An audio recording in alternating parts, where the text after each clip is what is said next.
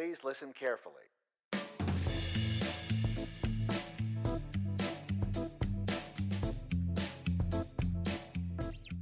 Welcome back to the Focus Target Podcast. This is your host, Smiley. With me today are Van and Shy. Good afternoon, my friends. Good What's going afternoon. on, buddy? You guys ready for another exciting episode of Focus Target Podcast? It's our 96th episode today. I don't know if And we're ever ready for this jelly that you're is our never ready. podcast. Well, 96 episodes is a lot. Maybe we could think back on some of our old ones and have some nostalgia about the early days of the podcast because today's topic is going to be on nostalgia. Probably a lot in regards to video games and game playing, but not necessarily limited to that. But before we get into our discussion of nostalgia, we're going to get into a different discussion of nostalgia by asking our question of the day. And today's question of the day is around Final Fantasy XI Eden, which is something we talked about at length last week on the show. And if you were tuning into that, you might remember that Van and I were putting the pressure on Shy to return to the world of Vanadil in Final Fantasy XI on the private server Eden. And so today's question of the day was, well, how is it going? We've been away a week. We've had a week of time in game. How is Final Fantasy XI Eden going for the three of us? And I want to start because we left our audience with a cliffhanger on what Shy would do. I would like to start today with Shy. Shy, what's going on with you in Final Fantasy XI? Well, I said screw you guys, and I'm gonna keep playing Mass Effect, and that was it, right? Yep. No, And that scene. wasn't it. I couldn't resist myself installing 11, and I installed it, and I've been playing it.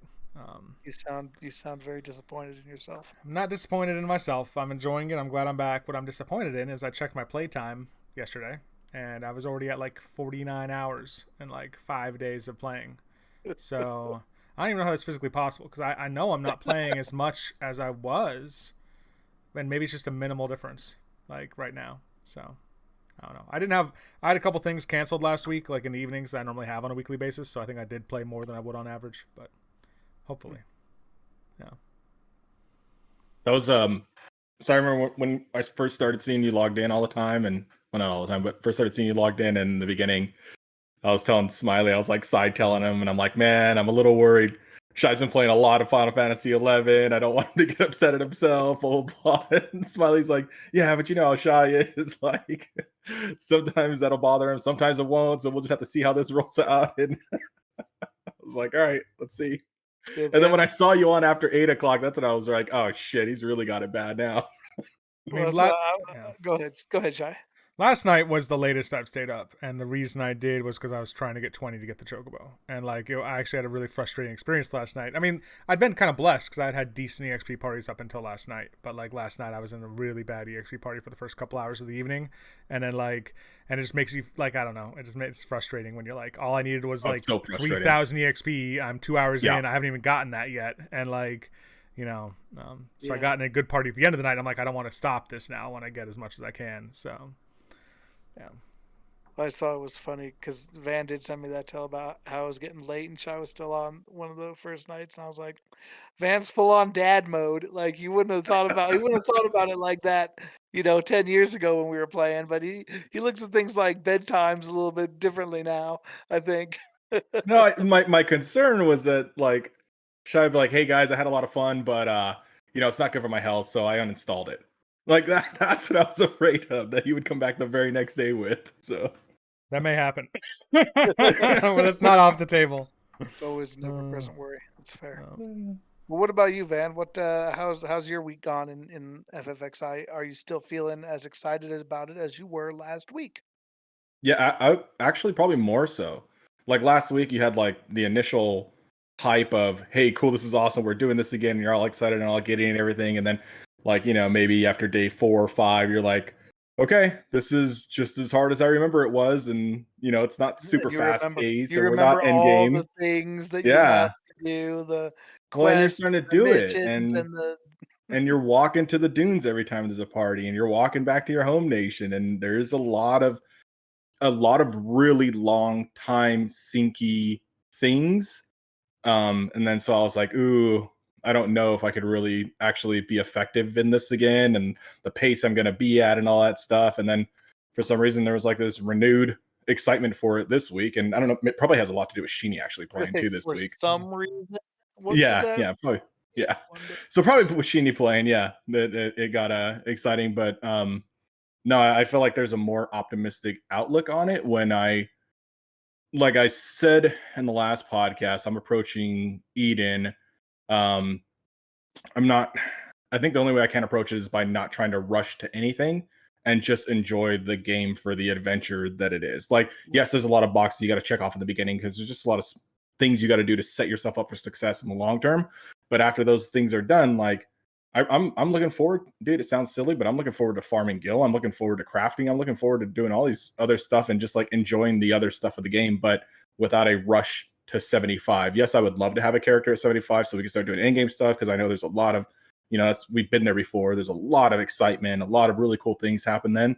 But I'm not judging my pace based on anybody else. Otherwise, I'll constantly be disappointed because I can't play as much as like the Z's and the Ariuses and even the Shies of the world. So I don't want to judge myself on what they're doing and get myself disappointed. So I just got to take a holistic viewpoint of what I am doing and a realistic capability of how it's progressing. And so far, I'm happy with it. All that matters is that we're having a good time and we're having a ton of laughs, and we are.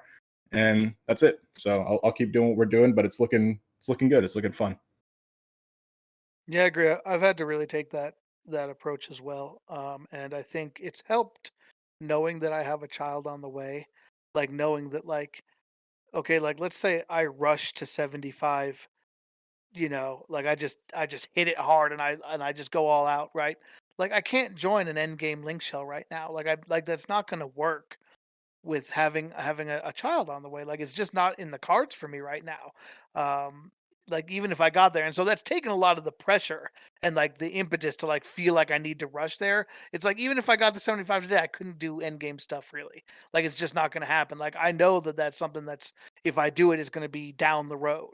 And so it's made it easier for me to take a longer approach, like you said, and say, let me set myself up well so that when I get there, I have a better, more well-rounded account. I have some money, I have some good gear, I've got kind of the pieces I need to be successful at that, and I can do it right rather than like trying to rush to get there right away and really not being able to commit to something like that at this point in my life. So I think it has helped me. Yeah, I think so I don't feel like I'm letting myself down when I can't rush or do anything expeditiously. However, I do feel like the only people I'm letting down would be you guys by not rushing. And even then, it's like everybody I think is very understanding of our pace and whatnot. So Well, I think I was telling Sarah about this the other day that I think Final Fantasy 11 is a little bit different of a game in that it's much harder to be left behind because people are constantly leveling Mm. other jobs. They're unlocking new jobs. They're going back to the dunes. They're going back. Like if you fall behind, you'll just it's like okay, well, maybe I can't party with your main, but I can party with this sub job you're leveling or whatever. Like yeah, another job's coming to catch up with you that you can hop on with.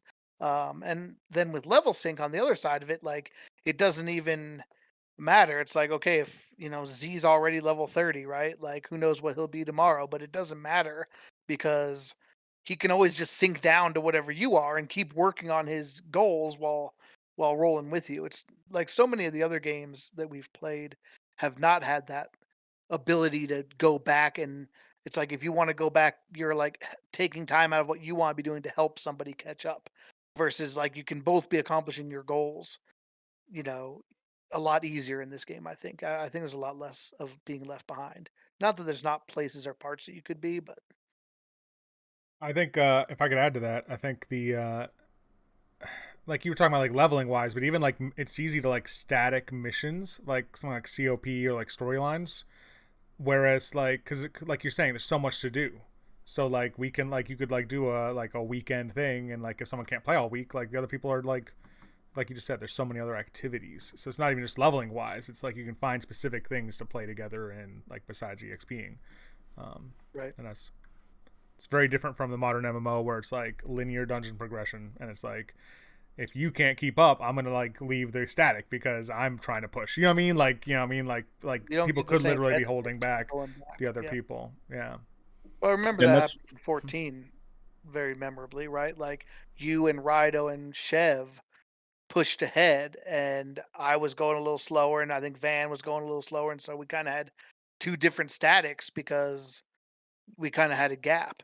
And I think that led to how you guys ended up meeting Tinkin, so it ended up being a blessing in disguise. But Well, if we look at Terra, that's why Rido quit Terra. Was Rido and I pushed ahead, and we got to endgame, and there was nothing for two people to do, and everybody else in that game were douchebags. And so like he didn't wait it out and quit. And then when you guys caught up, I played with you guys basically. You know what I mean? Like you, the three of us, and Ray and Sheeny and Z, like did a bunch of endgame stuff. But like yeah, it really screwed us that we pushed so hard because we were, we had nothing to do. what were you gonna say, Van? You had something? just point out other differences between like the modern MMO and the Final Fantasies is like in the modern MMO, really it is you're just trying to get to 75 as quickly as possible. Like there's nothing, not that there's nothing else to do because you can craft and you can do all those things, but it's like it's just so easy to get to 75. You could typically do it within a couple weeks if you grind out really, really hard, depending on the MMO, but you're gonna do it pretty quickly. Whereas like if you were to try to just grind straight to 75 in old school 11, like yeah, you can do it, but it's going to take such an astronomical amount of time still, that it's like that's rarely anybody's like original goal to rush to 75 as quickly as possible. There's just other things that need to happen in between there. And one of the things I think I've always said I loved about Final Fantasy 11 was that the game isn't like there is an end game, and it's a great end game, which is crazy, but the game isn't just the end game. Like it Yeah. is like the game is leveling your characters. Like you have to Yeah. enjoy the leveling process. If you otherwise the game's not for you, right? Like if you don't enjoy taking a job from 1 to 75, you're probably not going to enjoy Final Fantasy 11 because that's so much of what makes the game great. And I think that's why so many people want a private server like this that takes you back to the days when leveling from 1 to 75 meant something. I think when Abyssia came out and it became more like modern MMOized, where like, okay, now we're just going to kind of shortcut you to one up to 75 so you can start participating in endgame. That's where a lot of people lost the spark for the game. So Yeah. Or like new WoW, where I'm going to butcher this, but like you could start at level 60 or something like that. yeah. Like you have the option to start at level 60 or something, or 50 or whatever it is. But the Mhm. point being that you don't even need to play those lower level games or anything like that. Or yeah, exactly. You just So bypass. so we've been super. Does anybody have any, going back to Final Fantasy Eden? Does anybody have any criticisms or concerns now that they've noticed or anything over the last week or actually getting into it? No, man, I really haven't. Like I haven't encountered any bugs or anything not Oh, you working the did way I encounter that should. one bug where you called the GM to help. We You're don't want to gonna air make that out on the you're gonna podcast. make me cop to this you're gonna make me cop to this in front of everybody, in front of God and man, huh? That's the kind of friend you are, huh? All right, we'll put it out there. Yeah, so I was doing a quest and I got a little confused and I thought that it wasn't working. Like the guy wasn't giving me the quest I thought he was. And I was like, man, I know I've done this quest before on retail and like I never had any problems with it. And I couldn't get the NPC to give me the quest. And I was sure I was at the right place and the right point. Like I'd done all the previous requirements. And I caught so I just I think when you're on a private server and there are things that can be buggy, sometimes you are quicker to assume that oh it must be bugged rather than maybe have I overlooked something, right? And like I did do my due diligence. I went out to the wiki to make sure that I was talking to like that I hadn't like I didn't forget to talk to somebody or I didn't forget to flag something. Like I wasn't super cavalier about it. Like I did try to find the answer on my own. And I did a search to see like had anybody else experienced this, and no one had experienced this exactly, but there was a couple other people who were saying they were having problems with this same mission in different parts. So I was like, okay, maybe something wonky's going on. So I file a GM ticket. I say, hey, I can't get this NPC to give me the quest. I'm not sure what I'm doing wrong. And the GM comes. He's super nice. He's like, all right, hey, I'm gonna check this out for you, whatever. And I'm like awesome. You know, it was great customer service. Really, like I mean, I should say he. Well, I not don't even know. the customer, just He great service in just great general, service. right? Yeah, Like, no, I don't pay anything. Well, but yeah, like, and I shouldn't say he. They. I don't know if it was male or female, but they contacted me within like I don't know, like 20, 30 minutes. Like I went to the location, I submitted the ticket, and then I just kind of started fishing, like because I was like, let me just do something where I can be at the computer but not away in case they need me to like try to repeat it or like try to talk to them now, something like that. Anyway, like they responded to me right away, and they're like, I'm investigating your ticket, and they're like, you say in your ticket that this, like I gave the NPC's name, that this NPC isn't giving you the quest, but they're not the ones who give that quest. Have you tried talking to this other person? And I was like, no, like I don't see that person there. Like there's only two people in the room. And so I go, I was right outside the place. So I go back inside and I look, and like right when you come in, immediately to your right, kind of cut off by the wall, is a door. It's the same color as the wall. Like very easy to miss in my defense. But I was like, oh my God, there's a door there. And I was like, oh no, I was talking to the wrong person. And on the wiki, on like the wiki classic for the quest, it doesn't say which person you talk to. It says you just talk to the ambassador. So it's not like it said to talk to person X and I just ignored that. Like I feel like it wasn't like a super bonehead move, but it was kind of a bonehead move. I didn't see the door, and so then I had to like apologize profusely to the GM for wasting their time. And it's like these guys aren't getting paid. They're doing this, like you said, they're doing it for a free, labor of love. and I'm Yeah. here freaking submitting tickets because Making I'm a it harder. moron. And I was so embarrassed. I was so embarrassed. It was terrible. So thank you to the kind GM who wasted their time on me. I really apologize. And now like I can't like, and so then some other dude, like a couple days later I was camping an NM, and Mm, some dude tried to yeah. MPK me, and everybody's like, oh, did you report him? And I was like, dude, I'm not making another GM call, man. I got this, like it's fine. All right, it's fine, don't worry about it. So like I can't call the GMs no more, at least for a while, till they forget who I am. And then your IP was blacklisted, and now you have to play behind a VPN. Now I have to route through Yeah. Japan to to get into the game. No, not that. That's not true. So yeah, there. Thanks for making me relive that in front of everybody, Van. Good. That was That's good. That was great. that. This is, Yeah, I don't know. It's podcast gold if you ask me. yeah, Shai, you mentioned a couple. You mentioned a probably couple a lot things. more fun for you. You were you were saying last week how it's interesting that they kept some features and they didn't keep other features. And do you still feel that way, or have any comment on that? I don't know. I'm torn. I don't. I still find it interesting.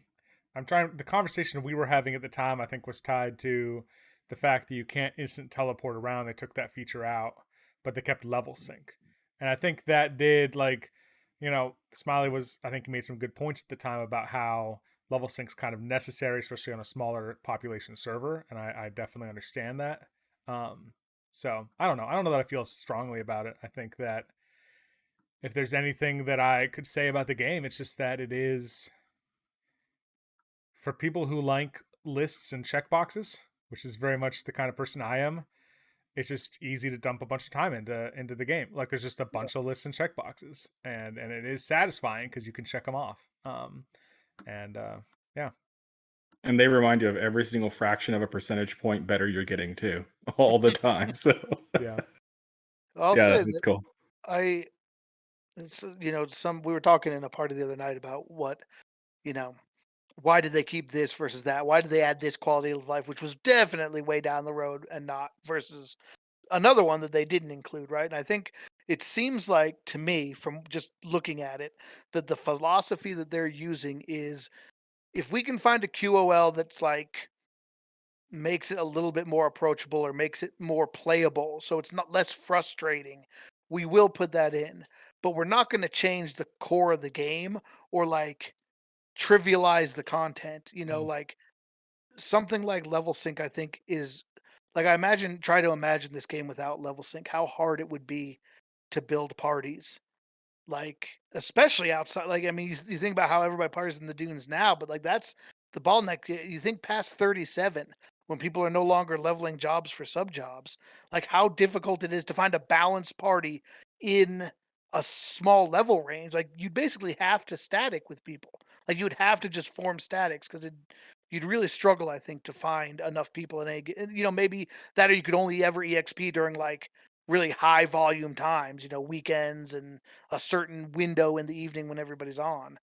I think you need that sort of thing. And so that's why they allowed that. Some of the things like inventory stacking, like some of the items that used to not stack, now they stack. Like that wasn't added in era, but like that was just like a more of a system limitation of the This made game, right? Like, sense. and Yeah. like Like, yeah, it doesn't really like it makes a little bit less of a headache, but it doesn't really give you that much of a competitive advantage, right? Whereas opposed to something like a Yagudo drink, I think that's what we were talking about. Like, well, why don't Yagudo drinks stack now? Well, because that changes the power of that item. Like part of the reason that item was so like that item's very powerful. You're not supposed to be able to carry around stacks and stacks of them. Like you're only supposed to be able to carry a couple without completely messing your inventory up. So it seems right. like the dividing line they use is like, is this going to change the gameplay? Is this going to make it, different? Like give people an advantage or a disadvantage? And going back to the teleports, the town teleports, I I don't know that it gives an advantage, and I can see the argument you could make for it, but I do think it changes the feel of the game, right? Like kind of like Van was mentioning earlier, part of early FF11 was that you had to walk out everywhere, that getting things like your chocobo pass and the teleports and stuff was really a big deal, and like was like a priority for people and made it was game changing in a way. And if you had these teleports where you can just instantly warp from one crystal to another, it really trivializes that. And um I for one am glad that they didn't put that in. I think even though it sucks from a time perspective, I think that's part of what maintains the feel of the game. That's why it feels old school, because you don't have a lot of conveniences. Like you have to run out somewhere, and that adds to the danger level. If it takes you 10 minutes to run out somewhere, like you have to survive that. And if you get aggro and die at the end, and like it adds that to that tension of being in the world where like you really have to keep your wits about you, and it's valuable to stay alive, things like that. Yeah, and like this is a dangerous place and all that stuff. Like Shinny and I were doing our Pashao outpost yesterday, Oh yeah. and we had gone out and we're through the Pashao marshlands and we're halfway through, and all of a sudden we get aggro, and I'm like, man, we've been running for the last 25 minutes. We just Right. got aggro. We're gonna erase 30 minutes of our life if we don't get out of this. But her and I are like tense. We're talking back and forth to each other about what we're gonna do. I'm voking it off of her, and we're and like that's fun somehow. Like Yeah. that was, and It's we got to the outpost. We nailed it. I'm like, worst case scenario, talk to the person and die, but get your talk in before. Like, yeah, it was it was a lot of fun. I actually I was in the originally when we started playing, I was kind of with Shy. Well, I don't want to speak for Shy, but I was kind of like thinking about what Shy said, and I was like, yeah, it's weird that they kept level sync, but they didn't keep, teleporting from nations or all that other stuff. Like, it would have been nice to be able to do that, or easy to be able to do that. And then I started getting frustrated with, we didn't have Welcome Dunes for like 10 days, and I'm like having literally every party. I have to run all the way out to the dunes or run all the way back to Bastock when I get my, sub jobs and all that stuff, and run all the way out to the dunes. And there was no teleports. I'm not old enough to, or not old enough. I'm not high enough level to like telly them, or I don't have money to shout for tellies. So it was like really frustrating, like the amount of running I had to do to get out to the dunes and back. And I'm like, dude, they could have just added this QOL and then it would have been this. And then as I started unlocking outposts and things, I'm like, oh, man, I'm glad they didn't do any of this stuff, because this feels right. Like there's still a little bit of there's a little, we're going to give you a little bit of assistance because went through unlocking this outpost, but we're not going to make things easy for you by any stretch. So I don't know, it feels right now. So I do have a concern. Last comment I'll make about this is I do have a concern about level sync, and it's been the concern I've always had, is that I understand it's a necessity just based on sheer volume, but or at least it's the best argument for it.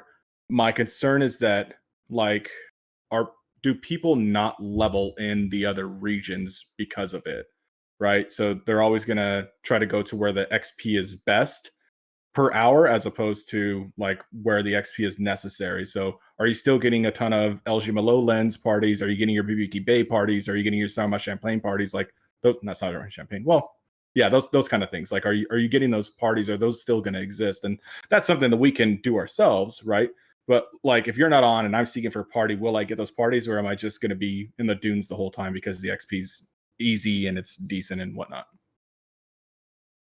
I mean, I don't know. I think I've seen a number of shouts for a lot of different places, and I've seen people in our link shell doing parties in random locations at different levels. So I haven't really seen any evidence that everybody just is like, well, let's just level to 75 in the dunes.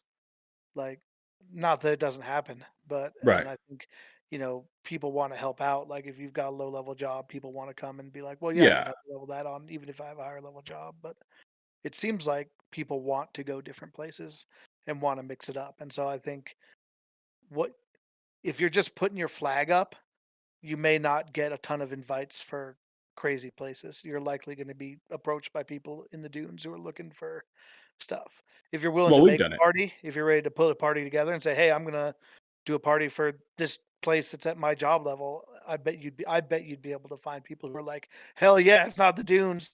Get me somewhere different. Let's find something different. Let's see how it is." That we'll find out as we continue to level. We'll see just how difficult it is to find people for some of those places, but it's not a concern I have, I guess. Cool. Yeah. Any final thoughts about this question of the day that's turned into the full topic, basically? Let's turn it half our How does podcast. that happen with Final Fantasy 11? Shine, Yeah, I any mean, final I think, and thoughts? the interesting thing is, it seems like they're still adding content. Like, it's not. Obviously, they're gonna go to a point. Like, it seems like they're not gonna. Maybe I don't know. I don't know what the plans are with Wings of the Goddess or like anything like that. But we know we've heard that some end game content that was Treasures of Gone related that isn't in the game yet is coming. Stuff like Nizul Isle and like some other stuff. So there's stuff Salvage, I believe, still to look is forward to, potentially. a lot of the stuff that I hated in Otter is not in the game yet, which is, I guess, both good and bad. Like I always hated salvage. I hated that so bad, and I always hated the what was the one with the photographs where you had to take the pictures? Zenny, the Yeah, ZNMs. the Yeah, ZNMs. Oh my yeah. god, that was so dumb. Zenny was But horrible. Yeah. I did like Nizul Isle, and I hope they put that in because I thought that was an awesome We had event. a lot of fun with that. A Yeah, we did. lot of fun. And the Yeah. gear was really good too. I love Yeah. those Yeah. set pieces. Denali Kex, live forever in infamy. What do you Oh hate my for god. what do you hate about salvage? Like, why did you hate salvage? It was hard, it was confusing, and it was a lot, especially like original salvage where like All right. you had to have like half your inventory free to like and you had to like lot the cells and pass the cells and like it was just a lot of administrative work, which sucks when you're on a time limit, like trying to figure like I don't know. I was never really a fan of that. I thought it was very convoluted. I thought they made it better when they kind of redid it and Hmm. they made the way you unlock things a little bit more streamlined and some of that and like once the info was out about it, but I don't know. I never played original salvage, so I only played Oh, the you yeah. never played the original version. Well, that No, explains that's why why you I'm don't hate yeah, it. that's why I was curious. Yeah, yeah.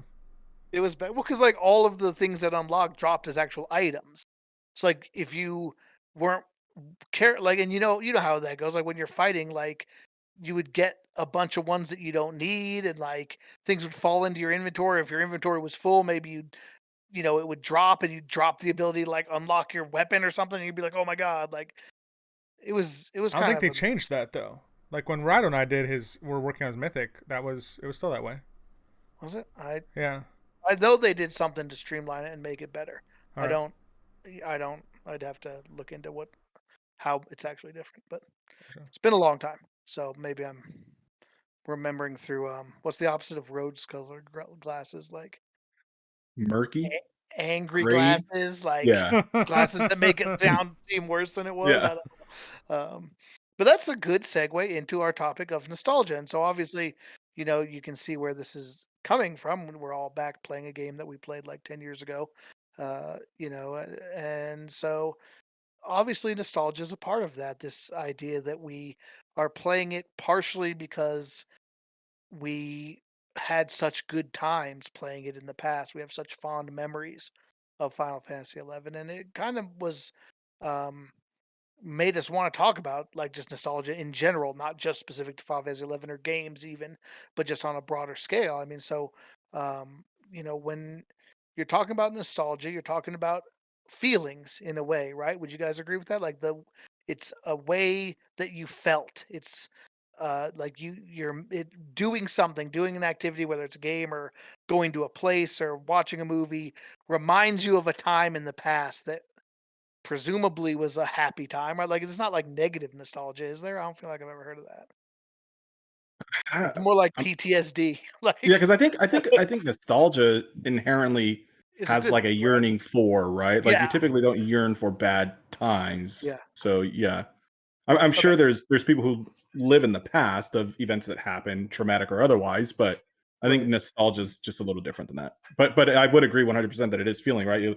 You think of you get nostalgia when you think of like we'll just use games for example, an old game that you played, and like you don't. Yes, you think of the content, but really you're just remembering how it made you feel, like how excited you got, or how much you enjoyed it, or how happy you were, or whatever. So yeah, it's heavily revolved around feelings for sure. And to me, it's always, and maybe we're jumping too far in, but like to me, what always gets me is the music. Like I'll feel a lot of Hmm. times with when I boot up a game or I hear the music from an old game that I used to play, and I'm like, oh my god, and like it just Yeah, Yeah. transports you back to when yeah. you played it before and how old you were and like the things that were important at the time. Yeah. I've read some psychology on that, just enough to sound absolutely stupid by actual psychologists, and I'm probably bastardizing what I'm about to say. But apparently, like a lot of the emotional response, the physiological emotional responses are subconscious. And it's like the half of your brain that isn't conscious, isn't aware of is aware of what's going on, but doesn't have a story, right? Can't put it in words or whatnot. Mhm. And that part of the brain is timeless.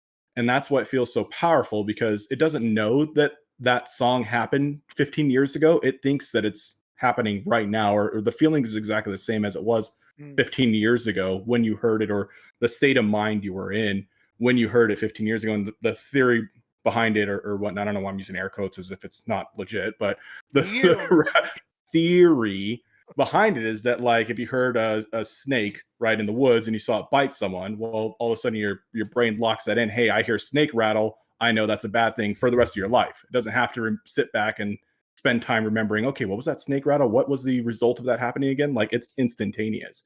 So the same thing happens with good feelings. Also, like oh, I remember hearing this song. At the time that I heard the song, I felt good or I was in a good place. Therefore, this makes me emotionally feel really well when I hear this song or when you see that image or when you smell that smell and all those other things that invoke nostalgic feelings. Super interesting. I wonder if that's why I love Final Fantasy 11 so much because not that I'm at all unhappy with my life right now. I think my life is completely amazing.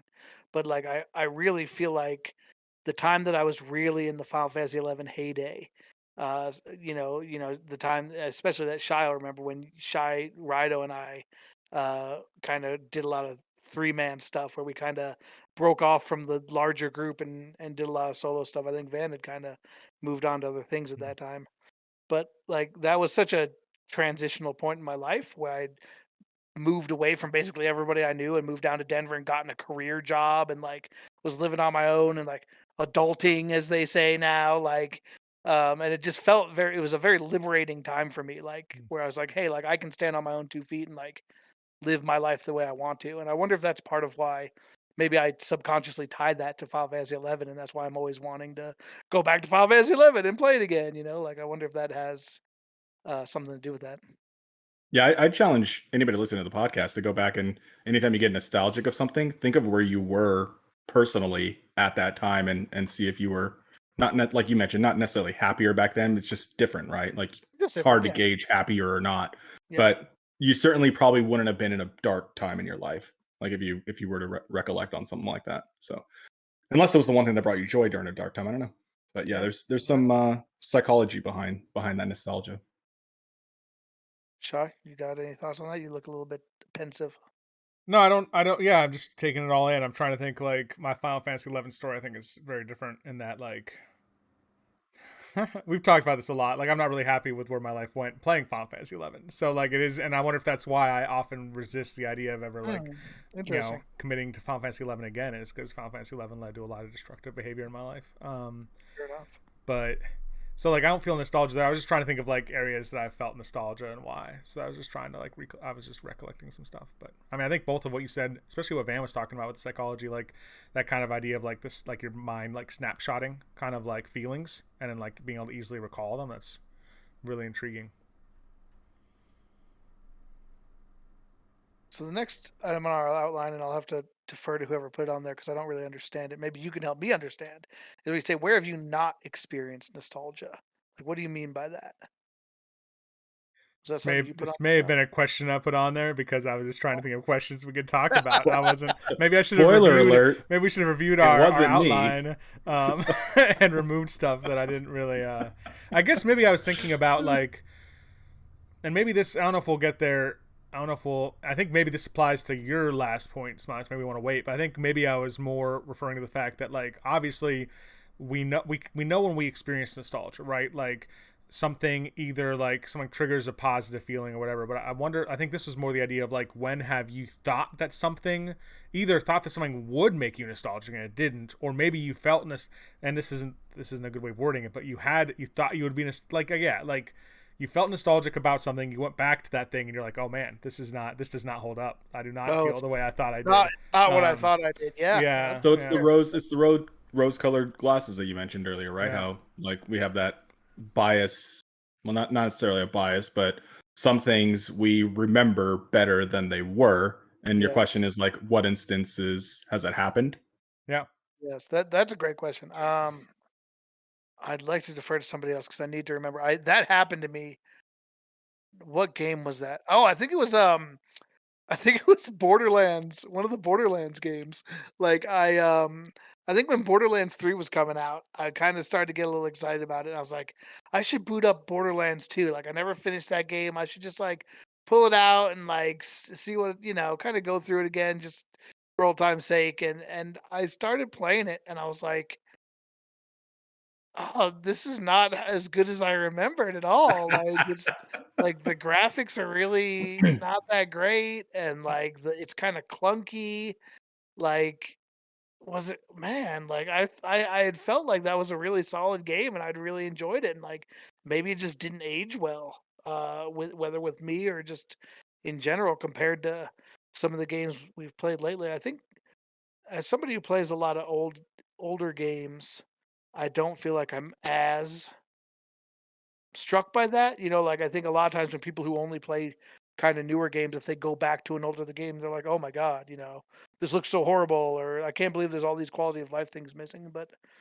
Um, but that one really struck me that way. Yeah, I can't name specifically, so I'm not gonna be able to give the answer justice, but I can certainly recall experiences of that happening myself also. And it's funny that you mentioned graphics because that was the first thing that stood out to me too. Is like, I can't remember what game I went back to replay, but I remember being there and just thinking like, this is horrible. This is like isn't even enjoyable. The graphics are so bad, and for some reason in my memory, I was somehow two generations above what that was before. And Yeah, it's and funny how I you remember it. well, You it's it, remember it and better than it was a lot of times. yeah, well, but so why is that? Is it because the graphics are so poor that in your head you're generating like an imaginary image anyway, right? Like kind of like when you read books or whatnot? Or do you really just try to or do you really kind of like evolve it to what the current standard is in your memory? I don't know, but I've certainly done that before and been like, this is just not enjoyable like I remember it was. I think at the time you don't know better. I think in my experience that's how I've experienced it. Is you don't have a better comparison. At the time that is cutting edge graphics. And so like it does wow you. I think there's something about like Mm.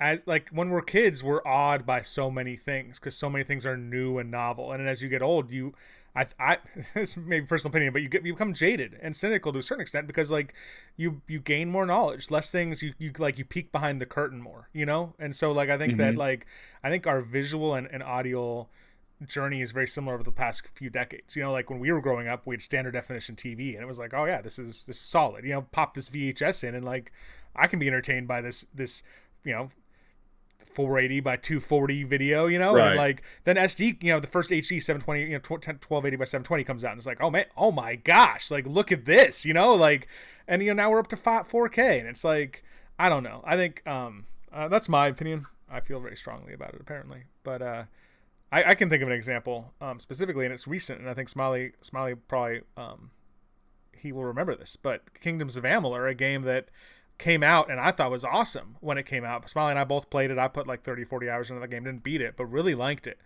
They announced the remaster, Kingdoms of Amalur Re-Reckoning, because the original was called Reckoning. And we were both excited about it. Smiley and I were both like, we're both going to pick it up, play through it again. Like, what a cool game it was. Smiley picked it up and has been playing through it, or like was playing through it. I picked it up, and it is maybe the second game I've ever refunded on Steam. I I loaded it up, played like 30 minutes of it. I'm like, oh my gosh, I don't feel like this game has aged well at all. Like, obviously it was revolutionary at the time it came out, and I thought it was awesome. But like compared to other RPGs I can play right now, I'm just not having fun. And in my opinion, the remaster was not what I expected either, because it was really a sharpening. It wasn't like a Final Fantasy VII where it was like a remake. It really was a remaster where they were just enhancing the fidelity of the visuals that already existed. And so that was an example where I was like, oh, rose-colored glasses, and yeah. I'll defend Kingdoms of Amalur Re-Reckoning because I did enjoy the remaster quite a bit. I got even further than I ever had in the original game on my replay through, and I didn't stop. I think I stopped playing it because FF7 remake remake one part one came out. Like I don't think I stopped because I got tired of it. I just other games came and lured me away as often happens. But I thought it was pretty good. But I think a lot of people agreed with Shy that they were a little bit let down by it. I thought it was fine. But I know exactly what you mean. I felt that way when I was playing Tales of Graces for PS3, which and I'm not I always thought that was a really great game and I still do. I really like it. But like there was a lot of things to it that like I don't feel like I noticed how like for example restrictive a lot of the maps were. Where like it felt very linear. And like I never felt like it was because it doesn't look that way, but I think I've just gotten used to games now in the PS4 and PS5 era kind of letting you go wherever you want. Like everything's open world. And like if you see a hill, you can climb up the hill. If you see like if there's an area you can see for the most part, you just can go there. And a game like that is not an open world game. Like it's a very linear map, and like if you take away the trappings, it's kind of almost hallway like, very much like Final Fantasy X, which a lot of people complained, and Final Fantasy 13 and before after it, that people complained a lot. Were very kind of like run down the corridor to the next area, and like even though you dress it up, it's really that's all it is. And so you do notice, I think this goes back to exactly what the first point you made. Like we kind of become used to what games like the quality of life features and the technical advances, and like I can see how a game like Kingdoms of Amalur would strike you like that, Shy, because like that genre, that action RPG genre has come a long way since since that game came out, and there's just a lot of things like the level of control you have of your character, I think, has come a long way, and you're just used to it now. And when you try to go back and play a game like that, you it feels a little bit clunkier than you just didn't know at the time, because at the time, like you said, it was very cutting edge, and you're just like, this is as good as I've played, and now it's not as good as you've played, and you don't want to go back. So clearly there's a market for nostalgia or nostalgic. I mean, remasters and remakes and whatnot wouldn't be as popular as they are. So Now more than ever, right? right, and it's not a fad because it's now been going over a decade that they've been remaking movies and video games, and they still sell like hotcakes. What like does anybody have an opinion on what the allure is for revisiting these? I mean, I guess I could start. I know with Final Fantasy VII, like I would have been completely happy if they just prettied up the graphics and gave us the same exact game. And but I don't know why that would be, because I can go back and play the game and have the same experience, right? The same combat experience, the same challenges, the same storyline, and all that stuff. It would just be prettier. But yet, I would have certainly spent $39.99 on that game or whatnot. I bought 10.2 or 10 when it was remastered, right? Not remade. Yeah, so it was prettied up. And I don't know. I've bought many remastered games also just for better graphics. But so is it because you want to play those games anyway, and then that's an excuse to rebuy it is because it was remastered, so you might as well go in there, or I don't understand or I have the same desire to purchase remastered games, but I don't fully understand why. Well, I think there's a couple factors that go into play there, right? The biggest one I think is accessibility, right? Like a lot of people don't keep every system they've ever had, right? And even if you do, like you, unless you've got like a man cave where all of your stuff is hooked up, you know, if you want to go back and play Final Fantasy 7 on your PS1, well, where's your PS1 right now? Right. You have to probably have to dig it out of somewhere, or maybe it's hooked up in a basement or something. It's not hooked up to like your comfortable couch and your big TV and everything right there. So like part of it is just being able to get it on whatever system you're currently using is an appealing thing. Secondarily, a lot of times for like me, I think remasters are a little bit more appealing to me on Switch as opposed to Mm. other things. So if it's a console game that now I can have on a system that I can take with me, that's added value that I couldn't get. It's like maybe I don't have a lot of time to replay Final Fantasy 7, the original, or Final Fantasy 8, but I got them on Switch, and now it's a game that like I probably don't boot up that much, but if I'm on if I have a plane ride or if I'm overnight somewhere in a hotel, like, oh, I'll play a little Final Fantasy 8, like having it with me adds something that I didn't have before. Yeah, I mean, and I can agree with that 100%. I mean, that's one of the reasons why I bought, coincidentally, was Final Fantasy X Remastered, was because they offered it on the PS Vita.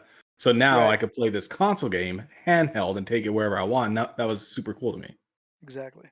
And then of course, like a lot of people don't always, like as you can see, if you're watching on the stream or on the video, I keep all my games, right? I don't sell games back, but a lot of people don't do that. A lot of people trade in their games, they don't collect them.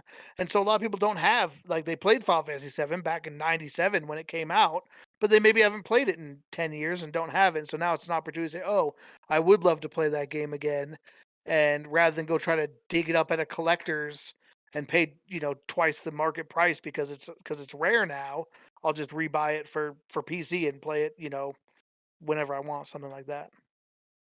And so like I think nostalgia, it's not that nostalgia doesn't come into play in those, but I don't think it's the only factor on a re-release, I guess, is the point I'm trying to make, is that certainly they're trying to use nostalgia to get people interested, but there's other factors that would make people want to potentially rebuy these games. And I agree with you. I'm guilty of spending different dollars for the same game many times over, which is kind of silly. I- I'd like to add, just from a philosophical standpoint too. I think that I totally agree with the practical points you guys have brought forward, but I think that there is such a thing as a great movie and a great game, and like, Mhm. and whatever standard you're using, like, once again, I will call Independence Day a great movie from an enjoyability standpoint. Like, but Some would say the like, greatest. some would say the greatest movie ever Some made. would. But like, I think, and I think you guys would agree with me, but like, I would rather watch Independence Day than go watch like the dozen alien invasion movies that come out every year that are just like copy paste like Hollywood cash grabs. You know what I mean? Like, there's something about a story. Like, I'd rather go read or watch Lord of the Rings versus some like generic fantasy story with orcs and goblins and whatever. Like, and so like I'm a rewatcher and a replayer. And so like I'm, like, they, when Lord of the Rings got re-released, came out on DVD originally, right? When it got re-released on Blu-ray, yeah, I was gonna watch them on Blu-ray because I was gonna watch them in high def or 4K. Like, I'm gonna rewatch them again at a higher resolution because I'm gonna rewatch them anyway. Like, so I think, like, why Yeah. wouldn't you buy an HD version of Final Fantasy VII if it's available? Because you're gonna play it anyway. Like, why not play it when it looks better? I mean, Yeah. I I don't. think Van That's made that my own. point right Yeah, early on, that like Yeah, yeah, but that's a good if point you're too. gonna play it With movies. anyway, you wanna Yeah. you wanna yeah. you wanna have it at, like, why not see the cool shiny version, even if it's just a graphical overhaul, like. And I Yeah, may have gotten T10 distracted. 4K. Yeah, I may have gotten distracted by my main point, and just the idea that, like, I think there's only so many good stories out there. I guess, I don't know. Maybe you guys would disagree Mm. with me there, but like, I think that we live in a consumerist culture, especially that we're like, a lot of entertainment has become business driven. We don't live Yeah. in this idealistic world where artists can just like create stuff for, for just the passion of making things all the time. There's plenty of outlets like that, but a lot of like mainstream media, gaming, films, books, like there are stakeholders and boards of trustees behind the scenes pushing products and sequels upon sequels upon sequels. And so I think when you experience those iconic storylines, it just makes sense to honestly keep re-releasing them because that's what fans want, and fans know they're good. And I think even the companies know they're good, right? They're like, we can't make another Final Fantasy 7 like a new one, so let's just keep re-releasing Final Fantasy 7. They've been trying. Yeah, I mean, yeah. Yeah, well, But one I thing, mean, oh, go ahead, please. no, I was gonna kind of pivot. So if you want to wrap it up or Just, continue the just conversation, like I mean, it makes sense financially as well. Like it is, and I think that's kind of the downside of these remakes and releases. I think people push against them a little bit because they feel like companies are trying to take advantage of my nostalgic feelings to make me pay money yeah, for the same game again. And right, that's true. Like they are. They absolutely are. It makes business sense. Say, hey, here's a product that would take minimum effort to try to sell again, and people will buy it. They have proven they will buy it. Like, why wouldn't you? And I mean, at the end of the day, like, not to sound too much like a capitalist here, but like nobody forces you to buy a remake, right? Mhm. Like they're only profitable if there's a market for them. So I don't think there's anything inherently wrong with remaking games and putting out remasters and things like that. And it's because it's like if you don't want it, don't buy it. If it doesn't appeal to you, don't buy it. Don't. And if you do, like we've said, there's a number of reasons that maybe you would want to. Then more power to you. All right, Van, what you got?